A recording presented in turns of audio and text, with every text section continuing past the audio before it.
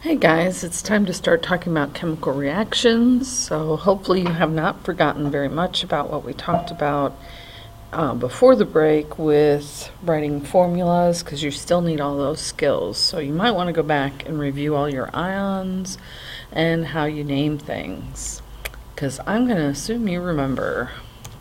So, indications of a chemical reaction. You will see either heat or light would be one indication. It's not necessary, but if you see that, then you know a chemical reaction has taken place.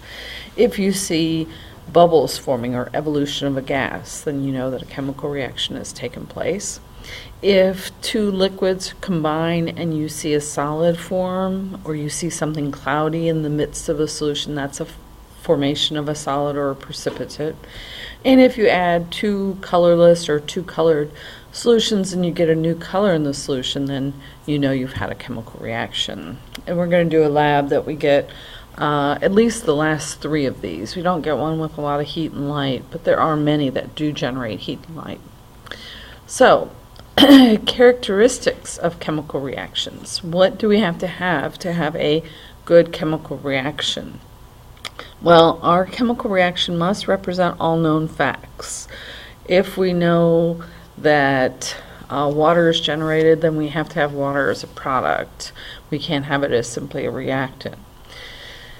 We have to have the correct formulas for reactants and products. So to do that, we would have to analyze the products and make sure that they are exactly what we think they are. We can't just say, well, this is what should happen. And then we have to satisfy the law of conservation of mass. And that means that if I have 4 hydrogen atoms as a reactant, I must have 4 hydrogen atoms as a product. I cannot have just 3. They must balance in both reactants to products for every element in the chemical reaction. So, some things to remember that we didn't really touch on last chapter is there are 7 diatomic elements: hydrogen, nitrogen, oxygen, fluorine, chlorine, and bromine and iodine. And if any of those words are mentioned in a written out chemical equation, like hydrogen combines with oxygen to form water, then you would write H2 plus O2 and then an arrow or yields H2O. Of course, that's not balanced. You would have to be able to balance it as well. But I would expect you to remember to write these as diatomic elements anytime they are mentioned as an element by themselves. So, now when they're in a compound, of course, you can have 1 oxygen or 5 oxygens, whatever you need. Word equations. Word equations, we have reactants and we have products, and they're represented as words. So, methane plus oxygen yields carbon dioxide and water is a word equation. And of course they're not balanced because we don't have any chemical formulas yet. We just have the names of the elements. So this would be a word equation. Next we would have a formula equation. Now we would take the names of our compounds or elements and we would replace them with their chemical formulas.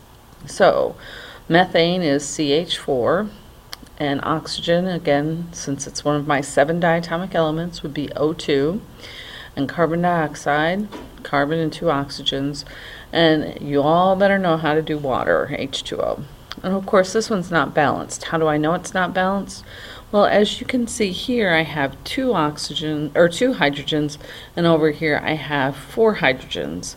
Here I have 2 oxygens, here I have 3 oxygens. It's definitely not balanced. Excuse me. There are many words that you need to know in a chemical reaction. If you see the word yields, that means an arrow. Sometimes it could be one-ended arrow, or you could have 2 arrows pointing in each direction. And this is definitely used when we have a reversible reaction or an equilibrium. S is solid, a down pointing arrow is solid, or a precipitate is formed. Excuse me. L is liquid, and that's something that is a pure substance in the liquid state. It is not dissolved in any water. Aqueous means that it's dissolved in water. G means that it's a gas. Okay, and so if we have an up arrow, that would be a gas, or you could use just G in little parentheses. If we have a yields arrow and we have a triangle, which is called delta, or heat written over it, that means that we have to add heat to the reaction, or the reactants are heated to get to products. If we have a yields arrow and it has something like 2 atm, in this case it's saying we have a pressure of 2 atmospheres as a minimum to carry out this reaction. And sometimes we'll just write pressure, meaning that we have to exceed atmospheric pressure, or 1 atmosphere pressure, to make this reaction go. If we have a temperature written above an arrow, that means there's a specific temperature that this reaction needs to be carried out at to make the reaction work.